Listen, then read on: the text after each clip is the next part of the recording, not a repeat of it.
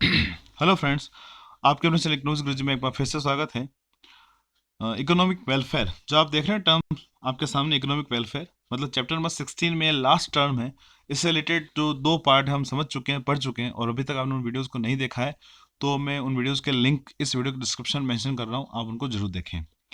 अब इस चैप्टर को हम फिनिश करते हैं। हमने तीनों मेथड्स के बारे में स्टडी की है कि we can the calculate national income. The amount of national income can be calculated by three methods. First is product method और value added method, second income method, and third is expenditure method. अब ये तीनों ही method क्या हैं, कैसे इसको detail में समझना है, वो सब हम पढ़ चुके हैं और उसके लिंक आपको इस वीडियो डिस्क्रिप्शन में मिल रहे हैं, तो आप डिस्क्रिप्शन में जाकर उन वीडियोस को जरूर देखें। अब इस वीडियो को आगे बढ़ते हुए हमें यह समझना है कि इकोनॉमिक वेलफेयर क्या है, और इकोनॉमी में जो नेशनल इनकम इंक्रीज होती है तो उससे वेलफेयर इंक्रीज होता है या नहीं होता है। तो सबसे पहले हमें समझना है कि जब कभी हम एक परिवार को लेते हैं, एक फैमिली को लेते हैं, एक फैमिली का अगर इनकम बढ़ती है, ठीक है, जब कभी उस फैमिली की इनकम इंक्रीज होती है तो क्या होता है कि पहले से ज़्यादा गुड्स एंड सर्विसेज जो भी क्वांटिटी थी वो पहले उनकी बढ़ जाती है। पहले रोज सब्जी नहीं बनती थी, रोज सब्जी बनती है। मिल्क पहले 2 लीटर आता था, अब 3 लीटर आता है, 4 लीटर आता है, घर में सबको दूध पीने को मिलता है। तो इससे क्या होता है कि सोसाइटी में या फिर घर में अपना जो लिविंग स्टैंडर्ड है वो पहले से इम्प्रूव हो जाता है। ये कब होता है? जब इनकम इम्प्रूव होती है। जब इनकम बढ़ती है तो उस कंडीशन में क्वांटिटी या जो कंजप्शन है वो इंक्रीज होता है, इस कंडीशन में सेटिस्फेक्शन जो है वो इंक्रीज होता है। ठीक है, तो वेलफेयर लेवल तो वहां पर इंक्रीज हो जाता है। अब बात आती है कि नेशनल इनकम और वेलफेयर, इन दोनों में क्या रिलेशनशिप है। इसका मतलब इकोनॉमी में भी जब नेशनल इनकम इंक्रीज होती है, जो इनकम बढ़ती है, वो इकोनॉमिक वेलफेयर को, मतलब पूरी इकोनॉमी वेलफेयर लेवल को, सोसाइटी लेवल पर जो वेलफेयर लेवल को वो भी बढ़ाती है, हमेशा बढ़ाती है। पर ऐसे कुछ टर्म्स हैं या फिर एक्सेप्शंस हैं, अपवाद हैं, कुछ ऐसी कंडीशंस हैं जब हर बार बढ़ी हुई नेशनल इनकम वेलफेयर को बढ़ा हुआ नहीं बताती है। तो वो टर्म्स कौन कौन सी हैं, वो कंडीशंस कौन कौन सी, वो हमें यहाँ पर देखना है। तो बढ़ते हैं आगे, समझते हैं इस वीडियो में। सबसे पहले समझते हैं कि इकोनॉमिक वेलफेयर है क्या। What is economic welfare?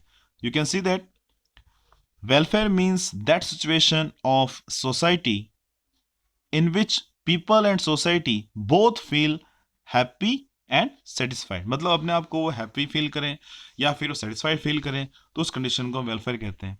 अब इकोनॉमिक वेलफेयर क्या है? तो according to economist, economic welfare means such welfare which can be directly और indirectly measured in terms of money. मतलब या तो हम डायरेक्टली या इनडायरेक्टली अगर उसको मनी में मेजर कर सक रहे हैं तो वो हो जाएगा इकोनॉमिक वेलफेयर। क्यों इकोनॉमिक वर्ड आ गया? मतलब मनी से रिलेटेड है। इकोनॉमी में जब मनी जिसके पास ज्यादा है उसका वेलफेयर ज्यादा, मनी जिसके पास कम है उसका वेलफेयर कम। तो जनरली हम क्या देखते हैं कि इकोनॉमी में जितनी नेशनल इनकम होगी या जितनी नेशनल इनकम बढ़ेगी उस कंडीशन में वेलफेयर लेवल भी इंक्रीज होगा। जितनी नेशनल इनकम कम होगी उस कंडीशन नेशनल जो वेलफेयर लेवल है वो भी कम होगा। तो इससे रिलेटेड हम देखते हैं कि आगे कैसे इन दोनों में रिलेशनशिप है, और कब इकोनॉमी में जब नेशनल इनकम बढ़ती है, इंक्रीज होती है, तो वो वेलफेयर को बढ़ा हुआ नहीं बताती। वो कंडीशंस कौन कौन सी हैं, और कब नेशनल इनकम इंक्रीज होती है तो नेशनल इनकम इकोनॉमिक वेलफेयर भी इंक्रीज होता है। ये दोनों कंडीशन हमें यहाँ पर समझनी है। तो इसको हम समझ सकते हैं दो मेथड्स हैं। There are two methods. First is national income में जो चेंज हो रहा है उसको इफेक्ट, तो दो तरीके से हम समझ सकते हैं उसके इफेक्ट को। फर्स्ट है by change in size of national income, national income की साइज चेंज हो रही हो, या फिर by change in distribution of national income, जो नेशनल इनकम अपने पास आई है उसका डिस्ट्रीब्यूशन कैसा है, अमीर से गरीब, गरीब से अमीर, तो डिस्ट्रीब्यूशन कैसा वो हमें यहाँ पर समझना है। क्लियर? तो सबसे पहला लेते हैं हम change in the size of national income. मतलब जनरली क्या होता है कि जब नेशनल इनकम की साइज बढ़ेगी, मतलब अगर नेशनल इनकम कम है तो उस कंडीशन में वेलफेयर भी कम होगा, और अगर नेशनल इनकम ज़्यादा है तो उस कंडीशन में वेलफेयर भी ज़्यादा होगा। ठीक है, जनरली यही है। बट ऐसी कौन कौन सी कंडीशंस हैं जब नेशनल इनकम इंक्रीज होती है तो उस कंडीशन में वेलफेयर इंक्रीज नहीं होता है? तो हमें यहाँ पर सबसे पहले कंसिडर करना पड़ेगा चेंजेस इन प्राइस। प्राइस में क्या चेंजेस हो रहे हैं, वो कैसे नेशनल इनकम फाइंड होती है? तो जनरली नेशनल इनकम फाइंड कैसे करते हैं? GDP is equal to total quantity multiply by their prices. Quantity multiply, उसको प्राइस से मल्टीप्लाई कर देते हैं। सपोज 100 है क्वांटिटी, इकोनॉमी 100 यूनिट्स प्रोड्यूस हो रही है और उनकी पर यूनिट प्राइस जो है वो 10 है, उस कंडीशन में जीडीपी कितनी हो जाएगी? 1000। अब कंडीशन अगर अपने सामने ये हो, क्वांटिटी इंक्रीज हो गई, सॉरी क्वांटिटी सेम है और प्राइस यहाँ पर इंक्रीज हो गई 15, तो उस कंडीशन में नेशनल इनकम कितनी हो जाएगी? 1500। तो क्या देख रहे हैं हम यहाँ पर? नेशनल इनकम इंक्रीज हुआ है, कितना हुआ है? 500 का, ठीक है, कितना बड़ा है? 500 का। 500 जो है यहाँ पर नेशनल इनकम पहले से इंक्रीज हो गई, तो हमें खुश होना चाहिए कि नेशनल इनकम बढ़ गई है। पहले 1000 करोड़ ही थी, अब यहाँ पर इनकम 1500 करोड़ हो गई इकोनॉमी में, तो क्या हम खुश होंगे नेशनल इनकम बढ़ गई? बिल्कुल खुश होंगे। पर हमने ये नहीं देखा कि नेशनल इनकम बढ़ी किसके कारण है। आप देख रहे हैं यहाँ पर नेशनल इनकम कैसे बढ़ी है? क्योंकि यहाँ पर प्राइस बढ़ी है, क्वांटिटी सेम है, क्वांटिटी में कोई भी चेंज नहीं आया, सिर्फ प्राइस बढ़ी है। प्राइस इंक्रीज होने का नेशनल इनकम बढ़ी, मतलब लोगों को और ज्यादा तकलीफ हुई पहले से, वो और ज्यादा परेशानी में आए हैं पीपल्स, तो कैसे वेलफेयर बढ़ सकता है? तो हमें प्राइजेस को कंसिडर बहुत करना जरूरी है कि नेशनल इनकम बढ़ी है वो किसके कारण बढ़ी है, प्राइस बढ़ने के कारण बढ़ी है या क्वांटिटी में इंक्रीज होने के कारण बढ़ी है। क्लियर? फिर उसके बाद वर्किंग कंडीशंस। अब हमें देखना है कि इकोनॉमी जो नेशनल इनकम बढ़ रही है वो किस कारण से बढ़ी है। क्या हमने अपने जो चाइल्ड्स हैं, बच्चे हैं, या फिर अपने जो ओल्ड एज जो पर्सन्स हैं, बूढ़े हैं घर में, जो वुमेन्स हैं, उनको काम पे लगाकर हमने नेशनल इनकम को इंक्रीज किया क्या? तो वो नेशनल इनकम यहाँ पर बढ़ी हुई नहीं मानी जाएगी। भाई अगर हम महिलाओं को, जो भी वुमेन्स हैं, जो ओल्ड एज पर्सन्स हैं, या जो छोटे बच्चे हैं, उनको हम काम पे लगा देंगे, प्रोडक्शन को इंक्रीज कर देंगे, तो हम खुश हो जाएंगे, जीडीपी बढ़ गई। पर हमने क्या किया है? हमने अपने परिवार के सदस्यों को, उनके फैमिली मेम्बर्स को बहुत ज़्यादा तकलीफ में रखकर प्रोडक्शन को इंक्रीज किया है, तो यहाँ पर वेलफेयर नहीं बढ़ा हुआ माना जाएगा, ध्यान रखिए, ठीक है? तो इसको पोज करके आप पढ़ लीजिएगा। फिर उसके बाद हमें आगे जो देखना है वो है कि इस वर्किंग कंडीशन में ये है कि एक थोड़ा सा और है कि जो बहुत से पर्सन ऐसे होते हैं जो रिमोट एरिया से आते हैं, दूर से आते हैं काम करने के लिए, और उन पर्सन्स के लिए ट्रांसपोर्ट फैसिलिटीज नहीं है, ठीक है? ट्रांसपोर्ट फैसिलिटीज जो है वो उनके पास नहीं है, उस कंडीशन में वेलफेयर नहीं होगा। यानी लोग बहुत मुश्किल से आ रहे हैं, दूर दूर से आ रहे हैं, गाड़ियों में धक्के खाते हुए आ रहे हैं, 2 घंटे लग रहे हैं उनको आने में, वापस 2 घंटे लगते हैं घर जाने में, बहुत परेशान होते हैं, कोई फैसिलिटीज़ नहीं उनके, या पीने के पानी की फैसिलिटीज़ नहीं, ड्रिंकिंग वाटर है ना, वो फैसिलिटीज़ नहीं है, या फिर आसपास स्लम एरियाज उनमें बेटर कंडीशन नहीं है जीने के लिए। तो इस कारण से भी हम देखें तो अगर नेशनल इनकम बढ़ती है, लोग परेशान होकर काम करते हैं, तो वो वेलफेयर को नहीं बढ़ाएगी। फिर उसके बाद करना है हमें consider per capita income per capita income, suppose quantity बढ़ने के कारण नेशनल इनकम इंक्रीज हो जाए, but per capita income constant रहे। अब पर कैपिटा इनकम क्या है? Per capita income in Hindi प्रति व्यक्ति आय, मतलब सिंगल पर्सन को कितनी इनकम मिल रही है, वो कहलाती है पर कैपिटा इनकम। अगर इकोनॉमी में नेशनल इनकम तो इंक्रीज हो रही पर उसके साथ साथ पॉपुलेशन भी इंक्रीज हो रही है, तो क्या होगा? बढ़ी हुई इनकम का पार्ट बढ़ी हुई पॉपुलेशन ले जाएगी। इन लोगों को पहले इतनी इनकम मिल रही थी, अभी उतनी इनकम मिलेगी, तो लोगों के लिविंग स्टैंडर्ड में कोई चेंज तो आएगा ही नहीं, क्योंकि पॉपुलेशन बढ़ गई और बढ़ी हुई इनकम बढ़ी हुई पॉपुलेशन में बढ़ गई। तो इस कंडीशन में एट प्रेजेंट में जो कंडीशन थी पर कैपिटा इनकम थी वो कांस्टेंट रहेगी और उनके लिविंग स्टैंडर्ड में कोई चेंज नहीं आएगा, और इस कंडीशन में वेलफेयर भी इंक्रीज नहीं होगा। क्लियर? तो ये थोड़ा सा हमें यहाँ पर ध्यान रखना है। हो सकता है कि पर कैपिटा इनकम बढ़ भी जाए, और वो बढ़ कैसे सकती है कि इकोनॉमी में जो कैपिटल गुड्स हैं वो इंक्रीज हुई हो, ठीक है? इकोनॉमी में कौन सी गुड्स इंक्रीज हुई हो? कैपिटल गुड्स, उसके कारण नेशनल इनकम बढ़ गई हो और पर कैपिटा इनकम बढ़ जाए, हम खुश हो जाए कि लोगों की पर कैपिटा इनकम बढ़ गई। पर जो कैपिटल गुड्स हैं उनमें इंक्रीज होने से पर कैपिटा इनकम इंक्रीज हो रही है, पर लोगों को उसको कोई फायदा नहीं मिलेगा, जो नॉर्मल पब्लिक है उनको उसका कोई बेनिफिट नहीं मिलता है। क्यों? क्योंकि उनको बेनिफिट कब मिलेगा? जो नॉर्मल कंज्यूमेबल गुड्स हैं अगर वो इंक्रीज होती हैं, उनका प्रोडक्शन इंक्रीज होता है, उन्हें वो अवेलेबिलिटी पहले से ज़्यादा बढ़ जाती है, तो उस कंडीशन में हम मानेंगे कि यहाँ पर वेलफेयर इंक्रीज हुआ है। क्लियर? नेक्स्ट, उसके बाद सपोज अगर वॉर टाइम है, ठीक है, तो वॉर टाइम में भी क्या होता है कि जो प्रोडक्शन तो इंक्रीज होगा, प्रोडक्शन इंक्रीज होगा तो पर कैपिटा इनकम भी बढ़ेगी, पर प्रोडक्शन इंक्रीज कौन सी कमोडिटीज का होगा? वेपन्स का होगा। ठीक है, गन्स का होगा, टैंक का होगा, फाइटर प्लेन का होगा, मतलब जो वॉर इक्विपमेंट्स हैं जो लड़ाई लड़ने में काम आते हैं उनका प्रोडक्शन इंक्रीज होगा। और हम खुश हो जाएं कि भाई प्रोडक्शन इंक्रीज हो गया, नेशनल इनकम बढ़ गई, पर कैपिटा इनकम भी बढ़ गई है। पर यहाँ पर खुश होने की जरूरत नहीं है। मैंने आपको अभी बताया है कि अगर कंज्यूमेबल गुड्स इंक्रीज होती, नॉर्मल कंज्यूमेबल गुड्स इंक्रीज होती हैं, तो उस कंडीशन में जो वेलफेयर लेवल है वो भी इंक्रीज होगा। क्लियर? तो ये थोड़ा सा हमें यहाँ पर ध्यान रखना बहुत जरूरी है। फिर आगे हम बातें देखते हैं क्या है। चाहे तो आप इसको पॉज करके इसको पढ़ भी सकते हैं।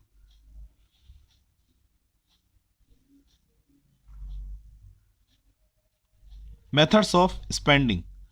अब स्पेंडिंग का मेथड क्या है ये आप देखना वीडियो में, ये जो मैंने ब्रैकेट कर रखे हैं रेड कलर में, आपको पढ़ना बहुत जरूरी है। यही मेन काम के हैं। जैसे कि इसमें the economic welfare of the rich increases and that of the poor decreases, the total economic welfare decreases. Economy में हम देखें कि रिच पर्सनस का अगर वेलफेयर इंक्रीज हो जाए और पुअर का जो वेलफेयर है वो यहाँ पर डिक्रीज हो जाए, तो उस कंडीशन में वेलफेयर, टोटल वेलफेयर लेवल जो है वो डाउन हुआ मानेंगे, बढ़ा हुआ नहीं मानेंगे। फिर आता है methods of spending. Suppose working condition भी बहुत अच्छी है, प्राइस कांस्टेंट थे, जीडीपी बढ़ी है, पर कैपिटा इनकम भी इंक्रीज हुई है, क्यों? क्योंकि कंज्यूमेबल गुड्स का प्रोडक्शन बढ़ा है। तो कुल मिला के पर कैपिटा इनकम भी बढ़ रही है, कंज्यूमेबल गुड्स का प्रोडक्शन भी बढ़ रहा है, लोगों को पहले से ज़्यादा इनकम भी मिल रही है। पर बढ़ी हुई इनकम को लोग जो है वो स्पेंड कहाँ कर रहे हैं, ये हमें देखना जरूरी है। अगर लोग जो हैं इकोनॉमी में, जो पर्सनस हैं, वो जो नॉर्मल कंज्यूमेबल गुड्स हैं, जो नेसेसिटीज़ हैं, फैसिलिटीज़ है, उस पर खर्च करते हैं, जैसे कि मिल्क हो गया, घी है, एग्स हैं, फैंस हैं, उस पर खर्च करते हैं, तो उस कंडीशन में मानेंगे कि इकोनॉमी वेलफेयर इंक्रीज हो रहा है। क्लियर? और इसके बजाय अगर वो ड्रिंकिंग में, गैम्बलिंग में, ऐसी जो बोल सकते हैं सोसाइटी लेवल पर अच्छी आदतें नहीं है, बैड हैबिट्स हैं, उन पर अगर खर्च करते हैं, उस कंडीशन में वेलफेयर लेवल डाउन हुआ माना जाएगा।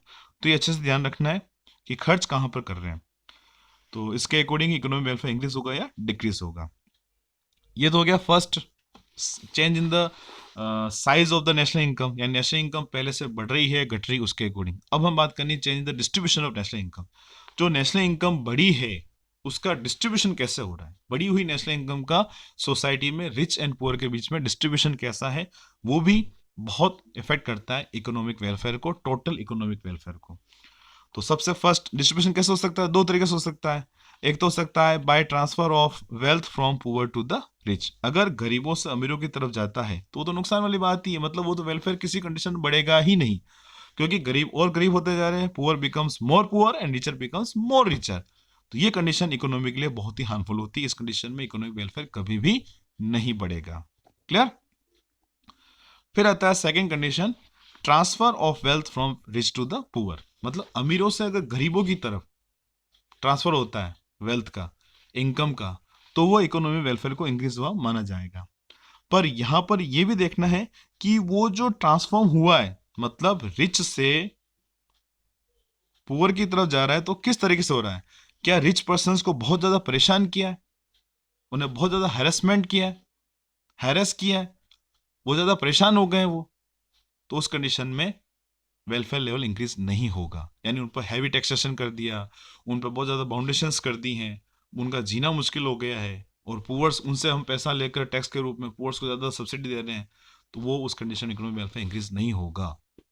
इसके बजाय रिच पर्सन का जो लेवल है वो कांस्टेंट रहे और पुअर्स की इनकम यहाँ पर इंक्रीज हो जाए। वो पुअर्स की इनकम कैसे इंक्रीज हो सकती है कि गवर्नमेंट तो डिफरेंट टाइप के जो मेजरमेंट वो एडजस्ट कर सकती है, मिनिमम वेज रेट है, या फिर ऐसी गुड्स जो पुअर कंज्यूम करते हैं उन प्रोड्यूसर्स को, जो ऐसी गुड्स प्रोड्यूस करते हैं उनको कुछ कमीशंस दें। तो इससे अगर लोगों की इनकम बढ़े, जो पुअर पर्सन से उनके कंज्यूमर गुड्स का प्रोडक्शन बढ़ जाए, उनकी अवेलेबिलिटी बढ़ जाए, हर पर्सन ऐसी गुड्स का यूज़ कर सके, तो इस कंडीशन में वेलफेयर लेवल इंक्रीज माना जाएगा। ठीक है? ये सब आप वीडियो को पॉज करके पढ़ लेना, मैंने आपको बताया वही सब बातें हैं इसमें। तो इस प्रकार से हम देख सकते हैं फाइनली कि इकोनॉमी में जो वेलफेयर लेवल है वो नेशनल इनकम के साथ चलता है। मतलब नेशनल इनकम इंक्रीज होगी तो वेलफेयर भी इंक्रीज होगा, बट कुछ ऐसी कंडीशंस हैं वो हमें प्रॉपर तरीके से बहुत ही विजिलेंट होकर देखनी जरूरी है। एक तो प्राइस लेवल हो गया, पर कैपिटा इनकम हो गई, वर्किंग कंडीशंस हो गई, मेथड्स ऑफ स्पेंडिंग हो गई है, ट्रांसफॉर्म हो गया, ये सब हमें देखना बहुत जरूरी है।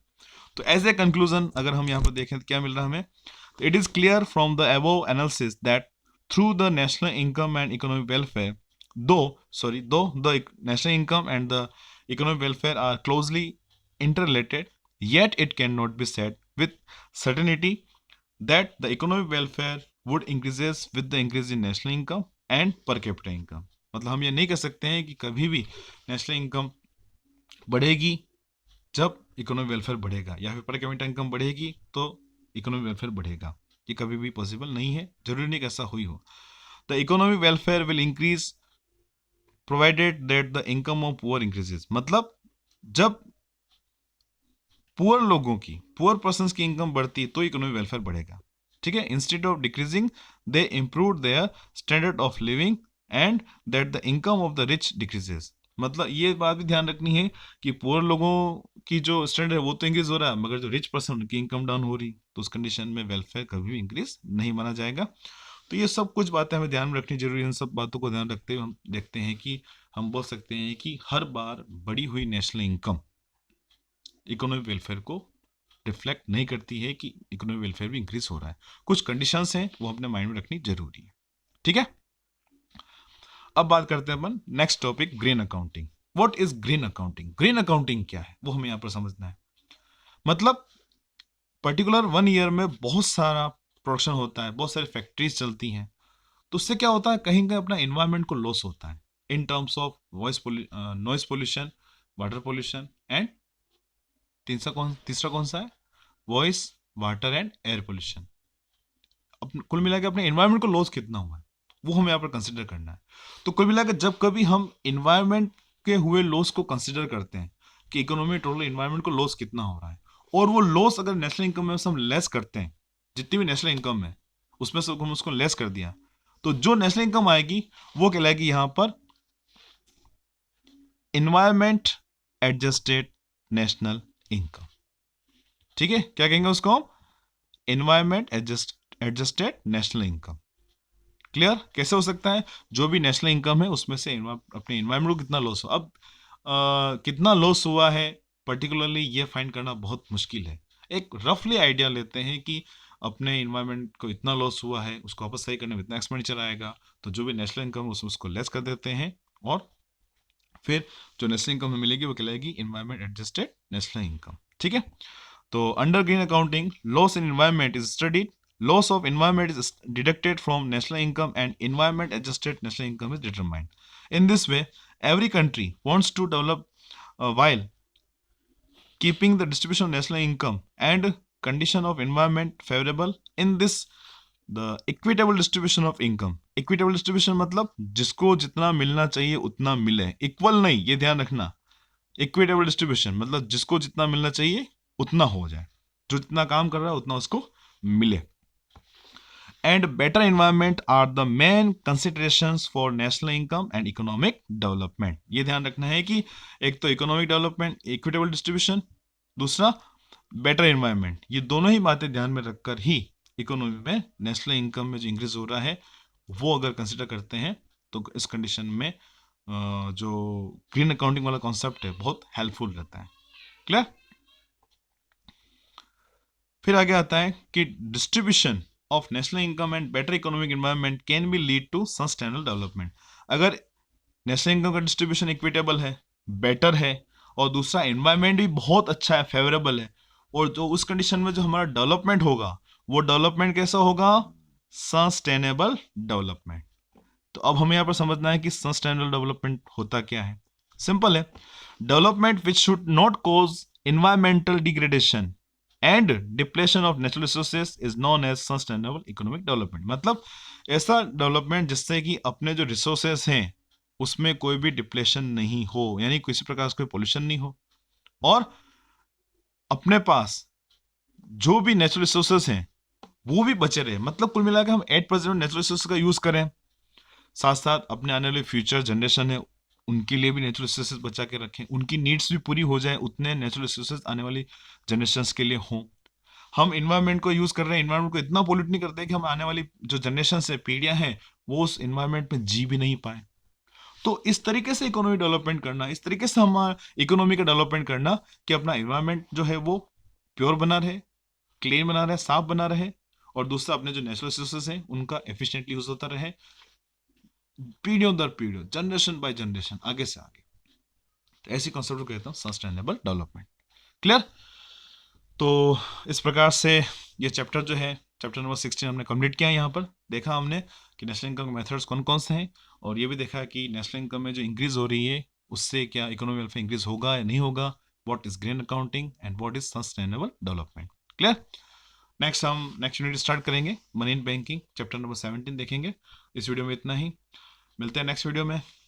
और अगर वीडियो अच्छा लगा तो लाइक करना ना भूलें, और ज़्यादा ज़्यादा पढ़िए, अच्छे से मेहनत करिए, और बहुत ध्यान से पढ़ते हुए आगे बढ़िए। एग्जाम आ रहे हैं, और कंटिन्यूटली बार बार पढ़ते रहिए। ओके, मिलते हैं नेक्स्ट वीडियो में। Thank you, thanks for watching. Guruji, bye bye.